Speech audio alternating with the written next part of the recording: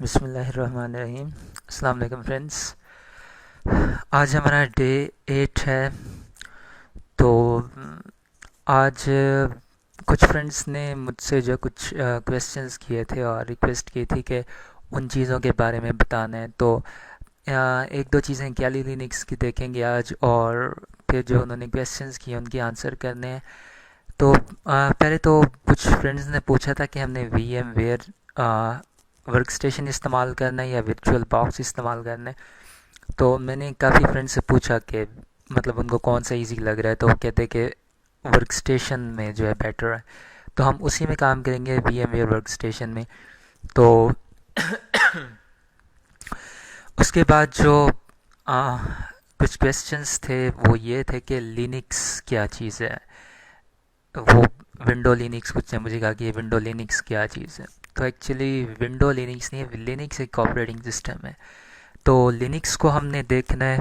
उसके अलावा एक फ्रेंड ने क्वेश्चन किया था कैप्चा के बारे में, कि कल आप एडवांस सर्च कर रहे थे तो उसमें कैप्चा आया था, वो किस लिए आता है। और एक दो क्वेश्चन थे कि लोगों को सर्च करने के बारे में, अगर कुछ लोग हैं वो डिफरेंट जगहों पे आईडीज़ यूज़ कर रहे हैं या मुख्तलिफ़ किस्म की आईडीज़ यूज़ कर रहे हैं, बाकी जगहों पे उनकी आईडीज़ क्या होगी। अगर हमने किसी को नेट पे ढूंढना हो तो हम कैसे ढूंढेंगे, वो देखेंगे। उसके अलावा हम जो हैं एक दो कमांड्स देखेंगे लिनक्स की। तो हम शुरू करते हैं। और एक मैंने चीज़ और बतानी है कि VMware workstation में वो ये है कि कुछ लोगों के पास तो नेट डायरेक्ट चल जाएगा, ठीक है। एक दो आप अगर कुछ लोगों के पास वाईफाई ना चल रहा हो तो सेटिंग कुछ और आती है। अगर वाईफाई चल रहा हो ड्यूरिंग इंस्टॉलेशन तब सेटिंग और आती है। तो अगर आपके पास नेट ना चल रहा हो तो आपने क्या करना है कि वो मशीन सिलेक्ट कर लेनी है और सेटिंग में आ जाना है। तो ये फिर आप पे डिपेंड करना है कि आपने नेटवर्क कौन सा रखना है। अगर तो आपके पास वायर है, मतलब आपने कंप्यूटर को तार लगाई हुई है, तो फिर आप ब्रिज इस्तेमाल करेंगे, ब्रिज है। अगर आपके पास वाईफाई है तो आप इसको रिप्लिकेट कर दें कि हम इस फिज़िकल नेटवर्क को ही हम यूज़ करेंगे। अगर आप चाहते हैं कि आपका ये जो वायरलेस आपने इस्तेमाल करना है तो आप नेट करेंगे।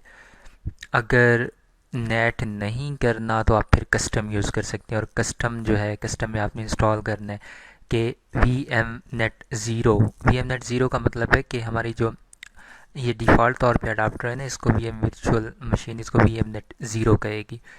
तो उसके बाद वी एम एट, ये सेवन, ये तमाम चीज़ें यहाँ आपने देखनी है कि ये आप पे अब डिपेंड करता है आपने किस तरह इसको यूज़ करना है। तो मैं ब्रिज और इसको रेप्लिकेट कर देता हूँ। अगर यहाँ से नहीं तो फिर आपके पास एक और ऑप्शन है, आप एडिट में आ जाए, आपने वर्चुअल मशीन सेलेक्ट कर लेनी है कौन सी। एडिट में आ जाएंगे, उसके बाद वर्चुअल नेटवर्क एडिटर आ जाएगा। इसको आप यूज़ करेंगे तो आपके पास सेटिंग आ जाएगी। तो ये देखिए ये आपके पास आ रहा है कि आपके पास फ़िलहाल जो है ब्रिज यूज़ हो रहा है। ठीक है, मैं ब्रिज यूज़ करूँगा और यहाँ से ब्रिज टू अडाप्टर, कौन सा अडाप्टर मैंने यूज़ करना है, ये 11N 8.211। ये 8.11 एन क्या चीज़ होता है, हमारे पास नेटवर्क होते हैं, ठीक है। वायरलेस कार्ड एन कहते हैं। वायरलेस जो नेटवर्क होते हैं उनके स्टैंडर्ड्स होते हैं। स्टैंडर्ड से मुराद आप ये ले लें कि जब भी कोई डिवाइस बनाई जाती है तो उसके स्टैंडर्ड डिफ़ाइन किए जाते हैं। जब कोई कंप्यूटर की कोई भी डिवाइस बनाई जाती है या हमारे पास आप कह लें डिवाइस बनाई जाती है तो उसकी स्टैंडर्ड आईएसओ, इंटर वो एक इदारा है उसको कहते हैं आईएसओ, इंटरनेशनल स्टैंडर्ड ऑर्गेनाइजेशन। एक आईएसओ हमारे पास मॉडल भी होता है, ठीक है। वो नेटवर्किंग के लोग जो उनको पता होगा कि आईएसओ मॉडल और टीसीपी प्रोटोकॉल क्या चीज़ है, ठीक है, ये मॉडल होते हैं। तो लेकिन ये जो आईएसओ ये स्टैंडर्ड ऑर्गेनाइज करता है। लाइक आपके पास एक जब आप नोकिया मोबाइल यूज़ करते थे और केसिंग वगैरह आप लेने जाते थे, लाइक नोकिया एक फेमस मोबाइल था 6600। तो अगर जब आप उसकी केसिंग लेने जाते थे तो आप जिस शॉप पे भी जाते थे आपकी वो केसिंग उस मोबाइल पे फिट आ जाती थी, हर मोबाइल पे फिट आ जाती। आपकी जो सिम होती है हर मोबाइल में फिट आ जाती है। अब मोबाइल बनाया सैमसंग ने, सिम बना रहे हैं मोबिलिंक वाले, यूफोन वाले, एयरटेल वाले, वोडाफोन वाले, लेकिन वो फिट ही क्यों आ जाती है। कभी ऐसा नहीं हो कि आपने कहा हो कि नहीं यार ये सिम जो है ना ये बड़ी है, मोबाइल की जैकेट छोटी है, ये वो। ये इसलिए क्योंकि एक ये जो कंपनी आई है इसे स्टैंडर्ड डिफाइन कर देता है। जब भी कोई बंदा कोई कंपनी मोबाइल बनाता है तो वो उस कंपनी में अपने स्टैंडर्ड भेजता है कि अब हम जो है इस स्टैंडर्ड का मोबाइल बनाएंगे, इसकी विड्थ इतनी होगी, हाइट इतनी होगी, इसकी स्क्रीन इतनी होगी, इसमें बटन्स ये होंगे, तो इसमें सिम ये वाली डलेगी, सिम का स्टैंडर्ड ये होना चाहिए। ठीक है, ये तमाम कंपनीज़ मिलकर एक मुआहदा करती हैं, एक एक अंडर द लाइसेंस के तहत ये चल रही होती है। तभी आपकी ये जो चीज़ें होती हैं, ये केसिंग्स होती हैं, ये मोबाइल्स होती हैं, बैटरीज़ होती हैं, ये सब कुछ फिट आ जाती हैं, आपको चेंज नहीं करना पड़ता। तो इसी तरह हमारे पास ये जो एन है ना, ये हमारे पास वायरलेस का नेटवर्क है। जहाँ भी हम देखेंगे 8.0.2.11n, तो ये हमारे पास क्या हो जाएगा, वायरलेस कार्ड है हमारे पास। ठीक है।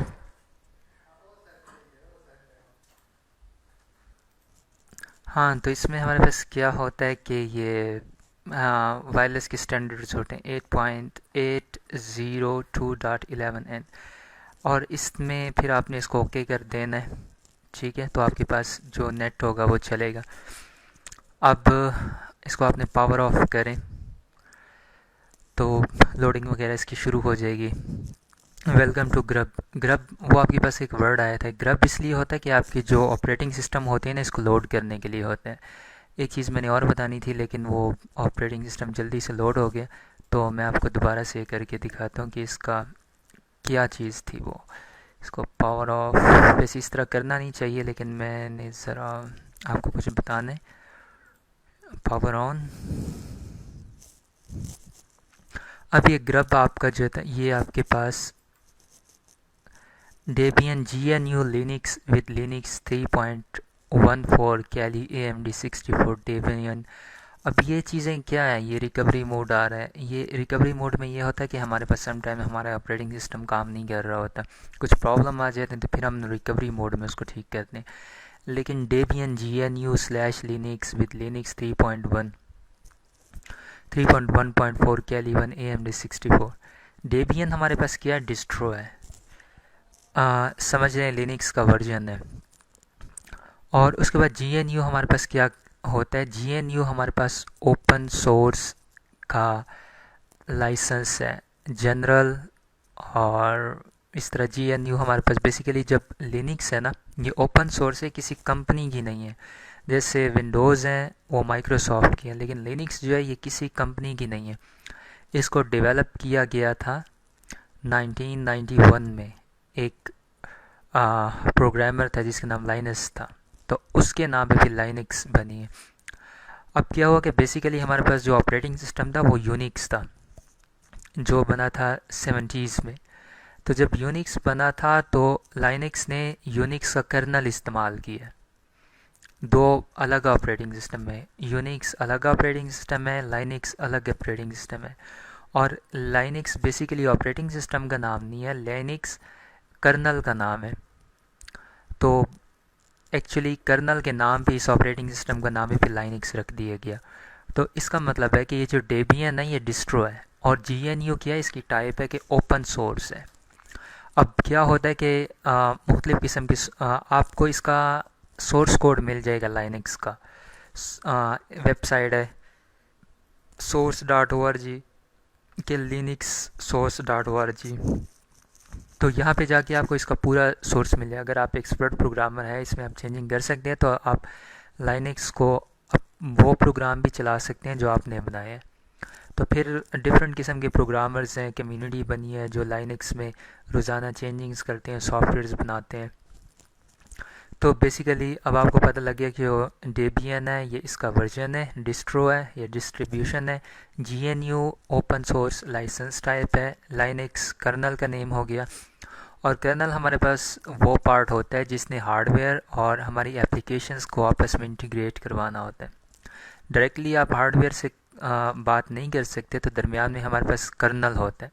कर्नल ऑपरेटिंग सिस्टम का एक मेन पार्ट होता है जिसने हार्डवेयर से काम करवाना होता है और हमें दिखाना होता है। और लाइनक्स 3.1 कर्नल का वर्जन है। आप uname-r अगर कमांड इस्तेमाल करेंगे तो आपको पता लग जाएगा आपके ऑपरेटिंग सिस्टम कौन सा कर्नल इस्तेमाल कर रहा है। AMD 64, इसका मतलब ये 64 बिट की ऑपरेटिंग सिस्टम है। तो बेसिकली अब आपको पता लग गया जो लाइनक्स है ये एक ऑपरेटिंग सिस्टम है, ओपन सोर्स है, जो 1991 में बनाया गया था। और अब भी तकरीबन इसको हो गए हैं 24 ईयर्स हो गए हैं इसको बने हुए। पहले यूनिक्स बना था। अब क्या कुछ बातें होती हैं कि हमारे पास जो लाइनक्स ऑपरेटिंग सिस्टम बेसिकली तब बनाया गया था जब हैकर्स उरूज पे थे, और तब सिर्फ वही लोग कंप्यूटर इस्तेमाल कर सकते थे जिनको कमांड लाइन यूज़ करना आता था। पहले विंडोज़ नहीं थी होती कि आप कोई भी क्लिक कर दें और उसके बाद अपनी मर्ज़ी के प्रोग्राम चलाते नहीं। तो पहले जो लोग एक्सपर्ट्स लोग होते थे वो प्रोग्राम बनाते भी उसी ऑपरेटिंग सिस्टम में थे अपने लिए और चलाते भी उसी में थे। तो बेसिकली ये जो लाइनक्स वगैरह के डिस्ट्रो बने हैं ये हैकर्स ने बनाए हैं हैकर्स के लिए। तो वो अपने काम इसमें करते हैं क्योंकि ओपन सोर्स होते हैं, तो जिसका मर्जी अपने टूल बनाते हैं इसको यूज़ करना शुरू कर देते हैं। लेकिन इसको फिर अंडर द GNU लाइसेंस के तहत अगर इसको चलाया जा रहा है तो इसका मतलब है कि एक टीम है जो इसको चला रही है, बेसिकली ये किसी कंपनी की नहीं है। अब हमारे पास जो लाइनक्स है इसमें और विंडोज़ में कुछ खूबियाँ हैं कुछ खामियाँ हैं। कुछ लाइनक्स में भी खामियाँ हैं, कुछ विंडोज़ में भी है। कुछ लाइनक्स में खूबियाँ हैं और कुछ विंडोज़ में। तो लाइनक्स बेसिकली बहुत पावरफुल ऑपरेटिंग सिस्टम है। ये मल्टी लोगों को एक ही टाइम में सपोर्ट कर, इसका जो टर्मिनल है वो मोर देन 1000 लोगों को एक ही टाइम में सपोर्ट कर सकता है। एक कंप्यूटर जिस पे लाइनक्स चल रही हो आप उसको सर्वर बना सकते हैं। यूनिक्स वगैरह यूनिक्स जो है वो इतना पावरफुल है कि हमारे जो माइक्रोसॉफ्ट है उसके भी बहुत सारे सर्वर्स उस पर चल रहे हैं यूनिक्स ऑपरेटिंग सिस्टम पे। और लाइनक्स जो है ये बेसिकली डेस्कटॉप वगैरह के लिए, आप इस पे वेब सर्वर्स भी बना सकते हैं। तो ये ज़्यादा पावरफुल है विंडोज़ से। और विंडोज़ जो है उसमें क्या होता है वो सिंगल यूज़र्स के लिए है। आप एक टाइम में एक काम कर सकते हैं उसमें। बेसिकली आप देख रहे होते हैं इंस्टॉलेशन उसमें हो रही होती है, तो मुख्तलिफ़ किस्म की इंस्टॉलेशंस वगैरह हो रही होती हैं, मल्टी काम कर रहे हैं। लेकिन ये वो वाला मल्टी नहीं होता, ये मल्टी यूज़र्स को जो सपोर्ट होता है ना वहाँ पे मल्टी होते हैं। आपके पास ऑपरेटिंग सिस्टम होते हैं। पहले आप का जो ऑपरेटिंग सिस्टम था जब पेंटियम का दौर था, तो तब क्या होता था कि एक टाइम में सिर्फ एक प्रोग्राम चलता था। एक टाइम में एक प्रोग्राम का मतलब है कि अगर आप वीडियो देख रहे हैं तो फिर आप वीडियो ही देख रहे हैं, इंस्टॉलेशन नहीं कर सकते। लेकिन आपने ये देखा कि आप तब इंस्टॉलेशन भी करते थे और आपकी वीडियो भी चलती थी। बेसिकली वो आपको लग रहा होता था कि दो काम एक टाइम में हो रहा है, बेसिकली वो एक टाइम में एक ही काम हो रहा होता है। लेकिन ये जो ऑपरेटिंग सिस्टम होते हैं ये जब भी आप डबल क्लिक करके कोई चीज़ स्टार्ट करते हैं तो ये उस चीज़ को उठा के मेमोरी पे लोड करते हैं। तो जब मेमोरी पे लोड हो जाता है तो उसके बाद इसको एक क्यू में रखा जाता है। जो रैम होती है वो क्यू बनाती है। क्यू में तमाम जो प्रोसेस होते हैं उसको फिर जॉब्स कहते हैं। वो जो जॉब्स होती हैं फिर जॉब 1 जॉब 2 जॉब 3, उसको फिर वो क्या कर रहा होता है ऑपरेटिंग सिस्टम इतनी तेज़ी से स्विच कर रहा होता है ना कि आपको पता ही नहीं लग रहा होता है कि आपके पास जो टाइम है मतलब जो काम है वो एक टाइम में मल्टीपल हो रहे हैं। इसकी मिसाल ऐसी है कि आप एक चीज़ कॉपी कर रहे हैं तो पहले वो 5 मिनट ले रहा होता है, लेकिन दूसरी चीज़ जब आप कॉपी पे लगाते हैं तो पहले की जो एस्टिमेटेड टाइम है वो बढ़ जाता है। वो इसलिए बढ़ जाता है क्योंकि अब जो ऑपरेटिंग सिस्टम होता है वो उसको जॉब उसकी क्यू में जॉब्स मज़ीद आ जाती हैं, तो फिर वो हर जॉब को टाइम देना होता है उसने कि मैंने इसको इतनी नैनो सेकंड में करना है, इसको इतनी नैनो सेकंड में। तो फिर हमारा जो सीपीयू होता है वो नैनो सेकंड में काम कर रहा होता है। तो ये थोड़ा इंट्रोडक्शन था ऑपरेटिंग सिस्टम का। तो यहाँ से आपने डेबियन सेलेक्ट करना है और नेक्स्ट कर दें। अच्छा, और मैंने एक चीज़ बतानी थी कि वो किसी को अगर सर्च करना हो नेट पे तो कैसे सर्च करेंगे। वो हमारे पास एक साइट है, मतलब बहुत डिफरेंट किस्म की साइट्स हैं। कुछ एडवांस सर्चिंग करती है, कुछ नहीं करती, कुछ पेड हैं। लेकिन मैं आपको एक फ्री साइट बताता हूँ, PIPPLE, ये people.com जब आप खोलेंगे तो PIPL सॉरी, ठीक है। ये जब आप खोलेंगे तो ये देखिए आपके पास आ रहा है पीपल सर्च। अच्छा, इस पर आप क्लिक करेंगे तो आपके पास क्या होगा कि वेब पेज लोड होना। ये देखिए जो आपको वो सर्कल घूम रहा है, ये बेसिकली रिक्वेस्ट सेंड कर रहा है वेब सर्वर को, फिर वेब सर्वर इसके अगेंस्ट हमें ये पेज दे रहा होता है। तो ये हमारे पास आ गया। ये ऑपरेटिंग सिस्टम लोड हो रहा है, मेमोरी पे सारी फाइलें, नीडेड फाइल्स जो भी हैं वो रख रहा है ताकि हमारा जो ऑपरेटिंग सिस्टम है वो चल सके। तो अब ये देखें यहाँ पे आपके पास आ गया नेम, ईमेल, यूज़र नेम और फ़ोन, लोकेशन ऑप्शनल। तो अब नौ नेम मैं दे देता हूँ, कोई भी नेम दे देता हूँ, मैं यहाँ पे दे देता हूँ साजिद। साजिद लोकेशन आप देंगे तो एग्जैक्ट चेक करेगा, और आपने इसको क्लिक किया तो वो तमाम चीज़ें देख रहा है कि साजिद नेम के लोग हैं तो उनको सर्च करके लें। तो अब ये देखें, ये हमारे पास वो सर्च करके लिया है कि साजिद टेक्सास में है, और ये जितने भी नेम्स हैं बेसिकली यहाँ पे पिक तस्वीर भी आएगी, लेकिन मेरा नेट ज़रा स्लो है तो अभी तस्वीरें शो नहीं हो रही। तो यहाँ से आप जो है किसी को भी सर्च कर सकते हैं कि जो लोग होते हैं वो मिल जाते हैं यहाँ पे।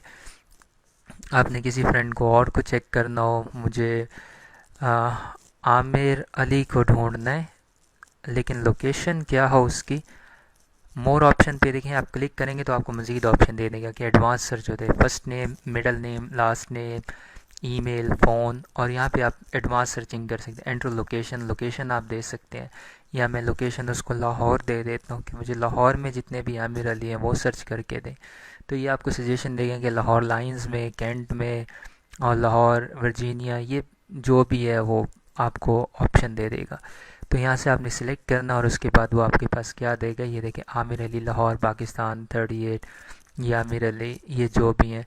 ठीक है, ये बेसिकली आपको कराची के से भी सर्च करके ला रहा है। ये इसलिए सर्च के ला करके ला रहा है क्योंकि जो हमारे पास डेटाबेस की सर्चिंग होती है ना, इसमें क्यूरीज लगी होती हैं। अगर आप में कोई प्रोग्रामर हो तो उसमें लाइक की क्यूरी लगी होगी, लाइक दिस। ये प्रोग्रामिंग की एक टेक्निक है डेटाबेस में कि लाइक इस तरह के जितने भी वर्ड्स होते हैं उसको ले आओ, बेसिक सिटी जो भी हो। लेकिन बेसिकली ये देखें आपके पास आमिर आ रहे हैं, ये लाहौर के लोग होंगे, या इनमें कुछ ऐसा होगा कि उन्होंने लाहौर की इन्फो दी हुई है। तो कुछ लोग ऐसे होते हैं कि वो अपनी इन्फो दे देते हैं इधर उधर, लेकिन उनसे गलती हो जाती है, वो ठीक इन्फो भी दे देते हैं, और जिसकी वजह से जो वो आराम से सर्च हो जाते हैं। अब पाकिस्तान, इसने कहीं ना कहीं लाहौर ज़रूर लिखा होगा, सॉफ्टवेयर इंजीनियर। अब ये ई टीम सिस्टम, अब ये जो सिस्टम है ना बेसिकली, अब ये कंपनी जो है ये शायद लाहौर में हो, तो इसकी वजह से ये जो सर्च है ये लाहौर की आ रही है। तो ये इस तरह आप किसी को भी सर्च कर सकते हैं, या मोर ऑप्शंस में चले जाएं, जो भी आप दें, phone number, user name, location वगैरह। तो ये हमारा हो गया। उसके बाद इसको स्टार्ट करते हैं। यूज़र नेम हमारा हमेशा रूट होता है, ये देखिए लिखा हुआ सिस्टम डिफ़ॉल्ट, तो रूट। उसके बाद पासवर्ड अगर आपने कोई नहीं रखा तो फिर टूर होता है, TOOR, रूट का उल्ट। लेकिन मैंने रखा हुआ पासवर्ड तो मैं वही वाला पासवर्ड दूंगा। और इस तरह में स्टार्ट हो गया ये क्या ली। अच्छा, तो एक और चीज़ थी, उसमें आपने कहा था कि जो हमारे पास एडवांस सर्च है उसमें कैप्चा क्यों आता है। कैप्चा इसलिए आता है क्योंकि जब आप जो भी सिस्टम है हमारा, कोई कंपनी है या आपका कोई स्कूल है, कॉलेज है, तो जो जितना एडवांस होता है वहाँ पे उतनी ही एडवांस सिक्योरिटी होती है।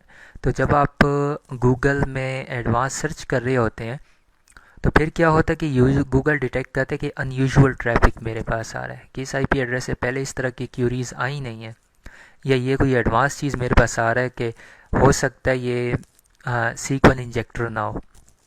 सीक्वल इंजेक्टर वो लोग होते हैं जो डिफरेंट किस्म की क्यूरी गूगल से बनाते हैं।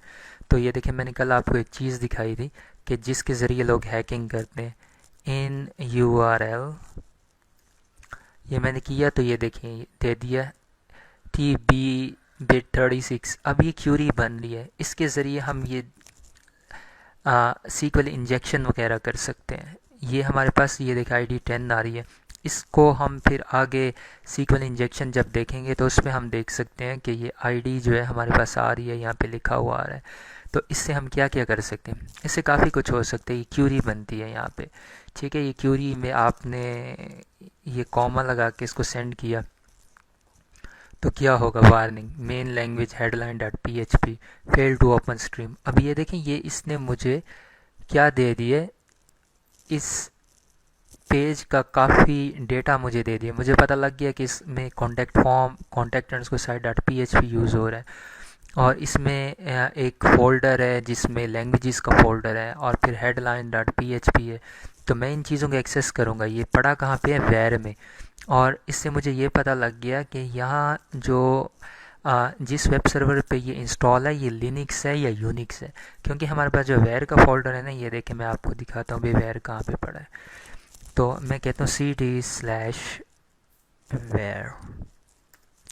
ये देखिए मैं वेर के फोल्डर में आ गया, मैंने ls किया तो ये मुझे सारा दिखा रहा है, लोकल लिब रन tmp www। ये बेसिकली www जो है, अब मुझे पता लग गया कि ये जो वेबसाइट है ना, ये कहाँ पे पड़ी होगी? www के फोल्डर में। ये देखें बेसिकली यहाँ लिखा भी हुआ है कि इस फोल्डर के अंदर ये फॉर्म पड़ा हुआ है, सब कुछ मुझे पता लग रहा है।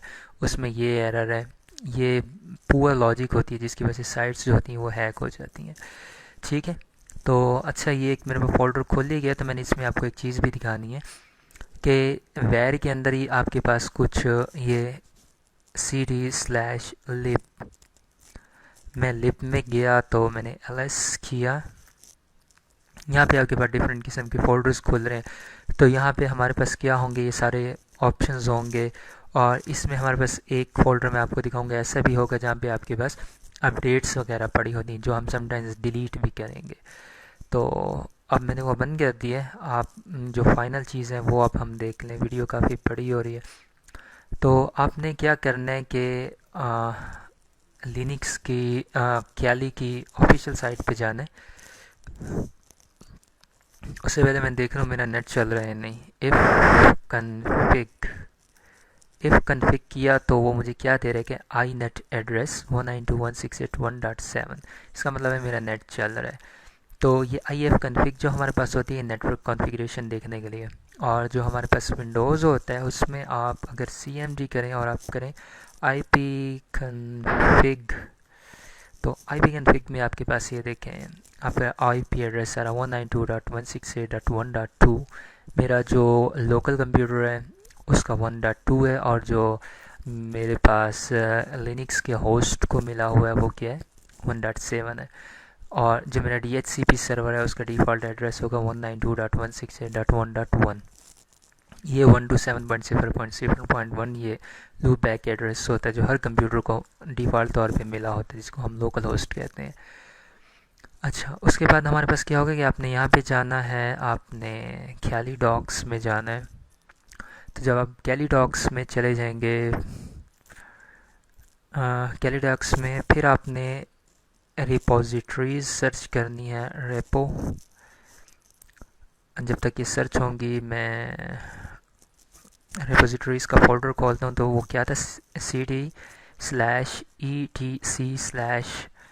मैं डायरेक्ट खोल लेता हूँ इसको, nano/etc/apt/source लिस्ट। तो ये देखिए ये मेरे पास खुली है। तो आपने वो चारों फाइल यहाँ पे कॉपी कर लेनी है, और कॉपी करके रख देंगे। तो बाकी बेशक जो भी हो इसको डिलीट कर दें और यहाँ पे इनको रहने देना। तो आपने यहाँ पे क्या लिखना है? रेपो। वो भी ठीक है और ये भी ठीक है, आप जिससे मर्ज़ी कर लें। ठीक है, इसको आपने कर देना रेपो। उसके बाद आपने करना है Ctrl+O,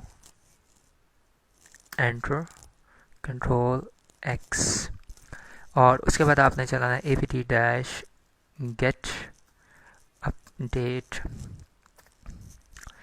वर्किंग।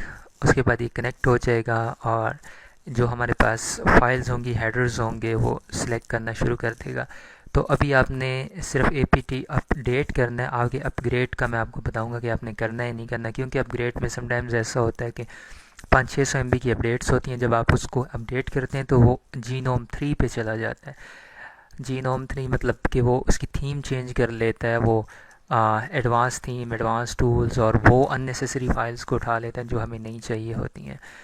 तो कल इंशाल्लाह देखते हैं इससे नेक्स्ट। तब तक के लिए खुदा हाफिज़।